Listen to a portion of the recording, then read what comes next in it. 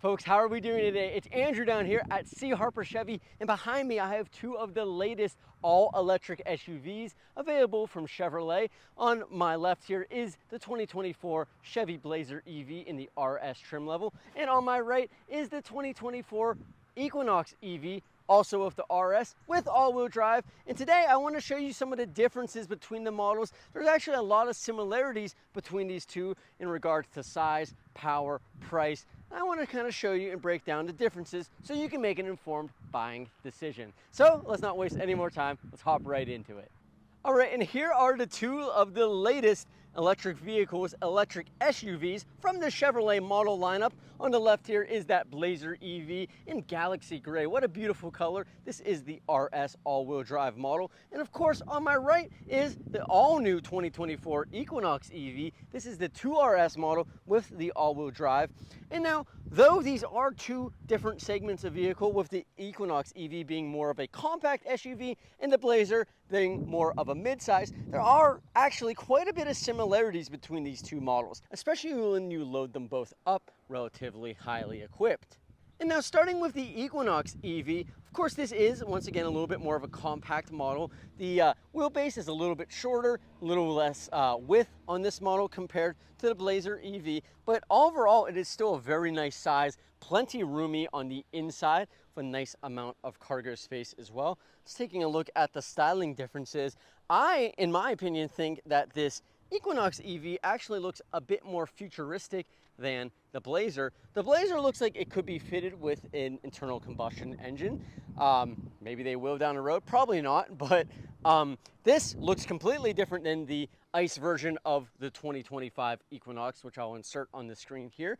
It's a completely unique design with the EV model. But yeah, it's really cool looking. I think this RS model looks good, but also, in my opinion, I think if you're going to select the Equinox EV, you might want to go with one of the more entry-level models because you get a lot more value for your money. And of course, with the Blazer EV, once again, we do have more of that traditional look. It kind of looks like a Chevy Blazer, albeit up front, you know, we don't really have a large grille because this being an EV, there's no need for a mass amount of cooling. Our headlights do kind of come down into a bar here in the middle, which looks really good. Something about it just being a bit more tall, a little more width on it, looks less futuristic in my eyes. Let me know in the comments if you think otherwise, but seeing the two side by side, I think the Blazer is a very attractive looking midsize SUV, but maybe just a bit more traditional, and there's nothing wrong with that. If we are going to make this switch to electric vehicles, not all of them have to look completely futuristic, and the Blazer EV is a really good thought about that. Coming around to the rear, as you can see, the size between these two really are pretty similar. Obviously, the Equinox does look a bit smaller, but you do get some benefits with that. It's a little bit more easier to maneuver around town, a little bit shorter of a wheelbase. However, if you do want a little more room inside for your friends and your family, maybe your furry friends as well, the Blazer EV will offer some more interior space. And one kind of funny observation on this being that the Blazer has a little more of a traditional look. As you can see, we do have our traditional door handles with our smart key keyless entry and exit on all four door handles here. However, on the Equinox EV, you have these flush door handles that when you hit, they open and automatically present yourself to open the vehicle, which is kind of more futuristic and cool. However, if we contrast it back to the Blazer EV, we have a powered port here for our electric charging system and our DC fast charging as well. So you do have that on the Blazer EV, ICE and automatic. But when we come and look at the more entry-level Equinox, well, we just have a full manual opening port like any other electric vehicle or a traditional ICE car.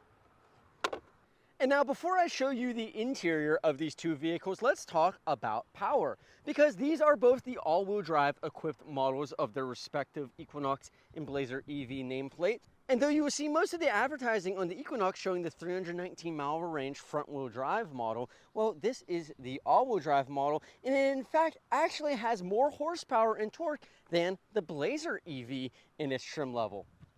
It is a bit strange that the smaller Equinox EV with all-wheel drive does have more power. It has 288 horsepower and 346 pound-feet of torque on this all-wheel drive model, where the Blazer EV has a very identical 288 horsepower, but only 333 pound-feet of torque. Now, there really isn't a huge delta of difference between the two, but I do find it kind of funny that you can get a lower price model Equinox with all-wheel drive and have more power than a Blazer. And although both of these models on the Ultium platform both share an 85 kilowatt hour battery pack, the Equinox EV once again comes ahead with more range, 284 miles of range, where this Blazer EV as equipped comes in at 279. Once again, not a huge difference between the two, but if you are looking at a more entry-level Equinox with all-wheel drive, you are going to have better specs than you do on the Blazer.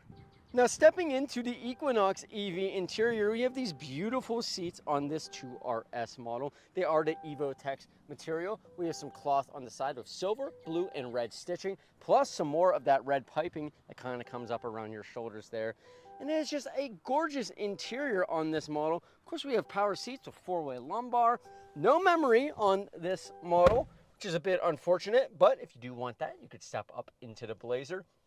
However, regardless of what model you choose, whether it's the Blazer or the Equinox EV, and no matter the trim level, you're going to get this quite impressive suite of technology with our 17.7-inch touchscreen radio here with Google integrated maps, which is super nice. Of course, our 11-inch driver's information display here as well.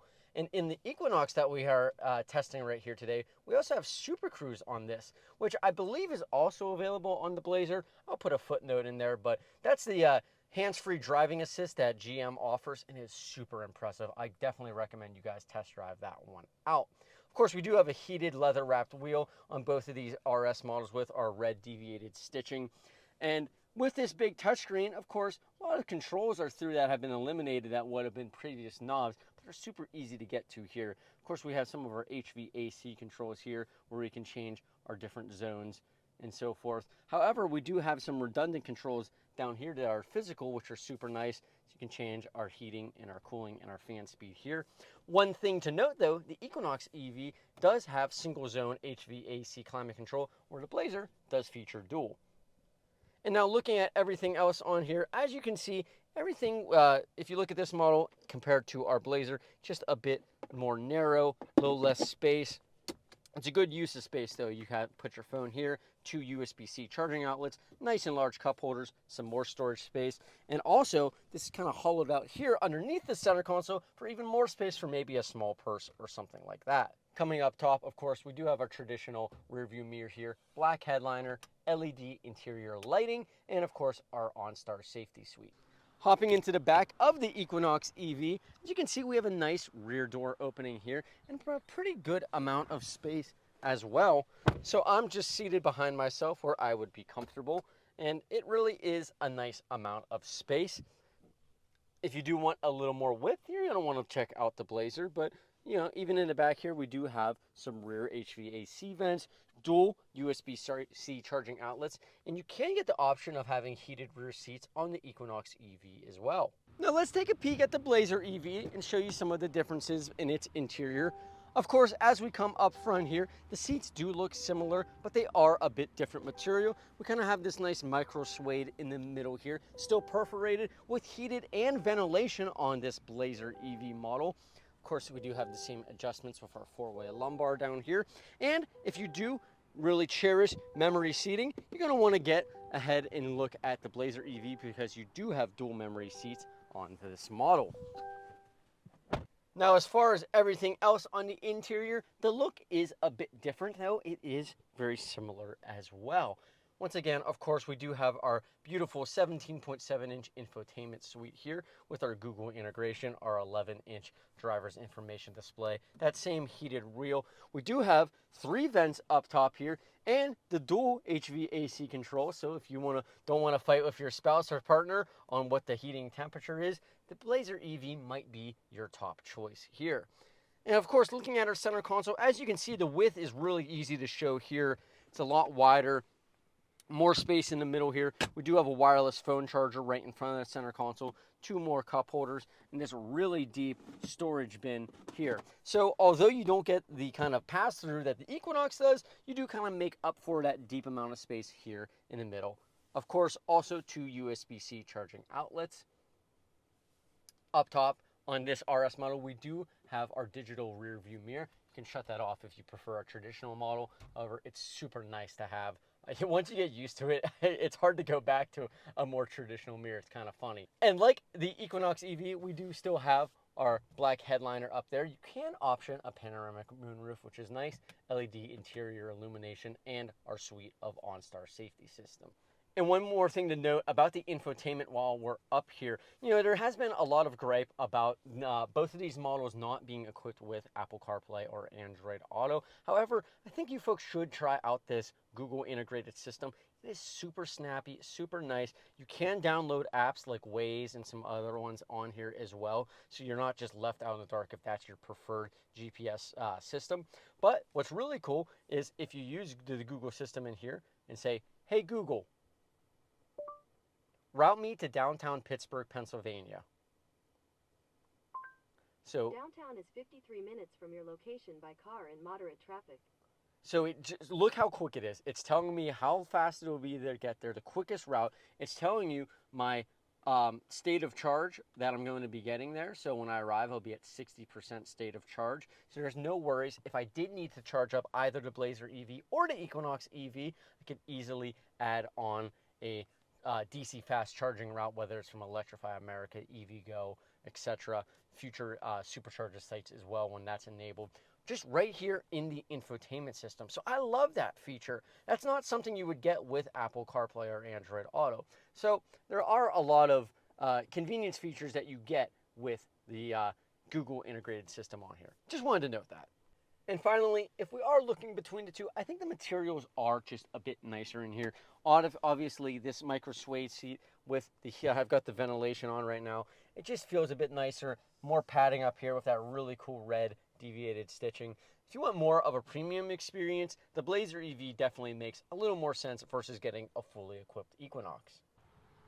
And now looking at the rear seat on this model, once again, nice large opening here. As you can see, tons of space back here. You do get, of course, more width and more headroom with the Blazer EV. I'll throw the exact numbers up on the screen right here. I'll throw the exact numbers that you get extra on the Blazer EV up on the screen here. But regardless, there is just a ton of space in this model. Pretty much a flat loading floor, which is great. Do have, once again, 2 HVAC vents, dual USB-C charging outlets, and 3-stage heated seats for our rear 2 outboard seats. Of course, we do have a nice large center armrest there with 2 cup holders as well. It's just super comfy back here. Oh man, when you look up top, man, that touchscreen is crazy, isn't it? Now let's talk about cargo room between these two models. Once again, of course, the Equinox does have a bit less space versus the Blazer, but I think you're going to be impressed either way about the amount of space you get in this compact SUV. Really nice flat loading floor here. Of course, we can come around to the rear seats on this model as well and bring them down. They fold down flat in a 60-40 way. Look how much space you can get in this model, and if you want even more, well, you have some more underfloor storage here. Actually, a larger amount than what you get in the Blazer EV. Of course, we have our charging outlet for our home there in the middle. Now let's take a look at the Blazer EV. Once again, nice amount of space back here. A bit more width versus the Equinox. Of course, you can fold flat the seat on this model as well. Let's just show you that. So we are apples to apples. Really easy to fold down, as you can see. Nice and flat, of course. And we do have some under rear storage here. It's a little bit wider and very nice and deep, but I think the Equinox has it beat with a little more underfloor storage. However, more total volume in the Blazer EV, so if you're looking for space, you're going to want to equip this model.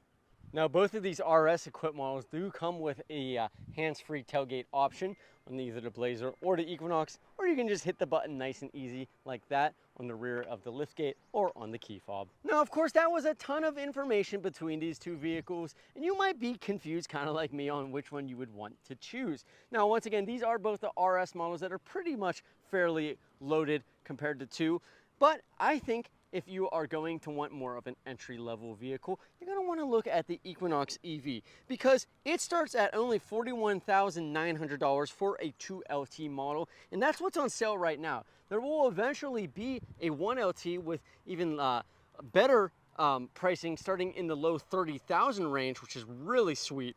Now if you were to get that entry-level 2LT model here for $41,900, that would be a front-wheel drive model that comes with 213 horsepower, 236 pound-feet of torque, and 319 miles of range. I think that's a really nice option here. Now though, myself, I would probably upgrade for a little less range and a little more power with the all-wheel drive. I think it's kind of a little bit of a sleeper that you get with the Equinox with the all-wheel drive system, and you can get that in non-RS models as well, which is really nice. However, if you are looking for a little bit more of a luxurious vehicle, something a little more substantial with more room, more width, more headroom on the inside, and interior volume, well, the Blazer is a really good choice, of course. Now, what I would say is you could look at the entry-level Blazer rear-wheel drive, which gets you 324 miles of range, 288 horsepower, 333 pound-feet of torque, the same motor, the same horsepower and torque that are available on this all-wheel drive model that is equipped right here. And for that, you're only starting at around $48,800. I think that's a pretty good value for this vehicle. And it's kind of funny when you look at their entry-level models, they flip a little bit more. Now though the Equinox is quite a few $1,000s less, it does have a little less range and a little less horsepower versus the Blazer in its entry-level trim model.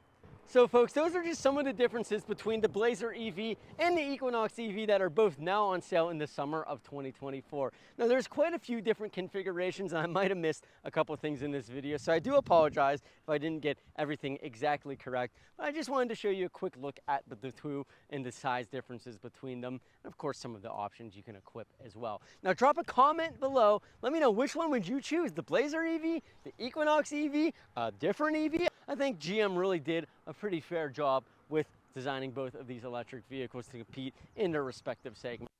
Excited to have them on our lot here.